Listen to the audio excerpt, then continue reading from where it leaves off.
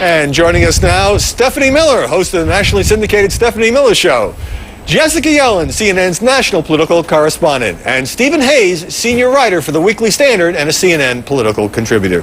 Now, Stephanie Miller, you've come all the way from warm and sunny LA to sit up here, shiver with the rest of us, and announce your status as an Obama groupie. So I bet you don't think the inauguration coverage has been too positive. I had picked out my Obama thong, and now I decided against it. And let me just say in advance, this is not going to be a good hair day for me at all. But I could not be more excited. You know, I don't think you can overstate this. It really is one time in our history, Howard. So I don't think it's overstated, the history of it. But Steve Hayes, is it one time in our history when it also happens to involve a Democratic president? In other words, I've been through a lot of inaugurations. Have you ever seen anything like the media hype and hoopla for this particular inauguration? Absolutely not. Yeah. Nothing even close. And I think, to be fair to our colleagues, I think it has a lot more to do with the historical nature of what we're actually all witnessing than it does an ideological bias.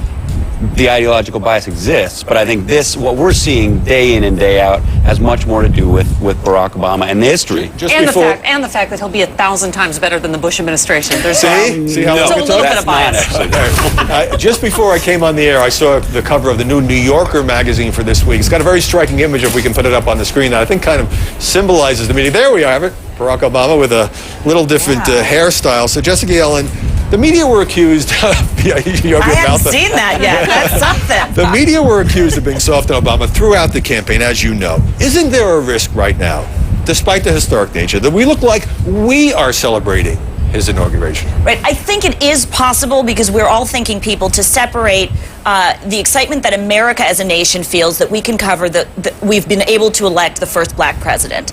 And then the media has to also at the same time take a critical distance and analyze his policies. And there is a danger that with his poll ratings as high as they are, with so much momentum in the nation to be optimistic right now through a crisis moment, that we could get too swept away. I think after Tuesday, you have to take a really critical look at the media and the behavior immediately starting day one. After Tuesday, the binge will be over. Stephanie, your guy went to George Will's house the other night, and he had dinner with Bill Kristol, Steve's editor, and Charles Krauthammer, and David Brooks, and Paul Gigot, and Peggy Noonan. Did you feel a little bit like he was consorting with the enemy? These are people who criticized him for the last 2 years. I would have had a little trouble keeping my food down, Howard, but that's just me. I think that, what I've been startled is that he really is walking the talk, or however you say it. Like, I'm going, oh, this was not just campaign rhetoric.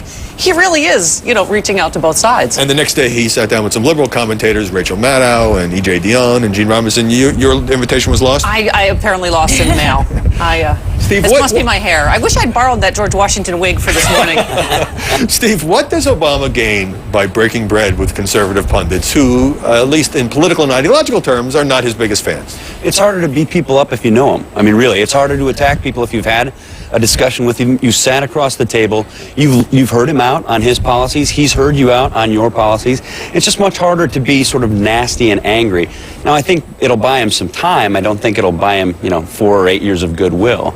Now, Obama came to the Washington Post newsroom the other day. I was there. He met with the editorial board, and then he kind of worked the room. He walked around the perimeter of the newsroom, and a lot of people lined up to shake his hand. There was some gawking. There was some staring. There was no cheering. Nobody was clapping, or I didn't see any drooling.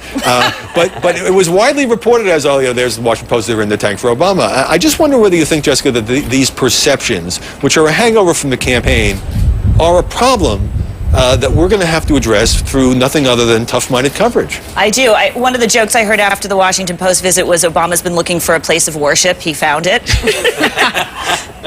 That's not fair, given the coverage of the Post, which is very hard-hitting. But I do think that the media is going to have to work hard to be critical of a guy that they like personally, overwhelmingly. Media does he's a guy that's hard to dislike in person, I think, and that's a challenge. That's why he does well. But he has not cultivated particularly warm, close personal relationship with most journalists. Correct, but America also knows this guy has a media celebrity quality. Look at the New York Times today. They have photos, not of anyone famous in the Obama world, but of Obama's staffers, some, random people, celebrities. They're making the entire Obama staff.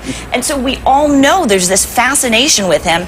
People have to figure out in the media how to allow the media to cover him with the fascination and keep this critical distance. But I think he raises a good point that when you meet somebody, you know, it is harder. That's why I can't ever come to CNN. Now I met Dana Perino, now I like her. See, it's better to sit in your radio studio and take your pot shots. I can't go out. And speaking of pot shots, you have had a great time bashing Bush and Cheney and his cheerleaders like Sean Hannity. It's so easy. You know, your whole radio show is built around that. Now it's all flipped. Now are you going to be in the position of having to defend whatever the president does? Well, you know, we had a good time making fun of Senate Democrats over the Roland Burris thing. I think when they're idiots, we need to say they're idiots, no matter what side they're on. But, you know, what happens is you just go on defense now. You know, I did it during the Clinton years when I was on the air. You know, as you know, we have a feature called Right Wing World where we play sound clips from right-wing people and then mock them mercilessly. Because they'll be saying the same ridiculous things about him that they said during the campaign. Now, Steve, what about the Weekly Standard? I mean, in your case, you had a lot of access to Vice President Cheney. You wrote a book about him. He came to your book party. Now, are you going to feel out in the cold to some degree? Well, I'm pitching the same book project to Joe Biden right now. I'm confident that he'll give me a lot of access, sit down with him. Yeah, I mean, I think there's a concern there. You know, you want to have access. You want to talk to people. I think the difference will be the number of people that I'm able to call quickly and say, tell me what's actually going on. Will be, you know, obviously a lot less probably in the Obama administration. I'm hopeful, though. Call me, I'll hook you up. I also think there's so much news right now that it will be easy for the media to be critical quickly. I mean, with the stimulus, with the TARP, with so much going on, there's going to be a lot to dig into. And I will hold you to that, but first I need to get a break. If you missed any of John King's exclusive interview with President-elect Barack Obama, stick around. We'll be bringing parts of that to you again in the noon Eastern hour. When we come back, the long goodbye. President Bush spends his last weeks in office trying to meet and charm the press, but did that thaw what had been a very chilly relationship?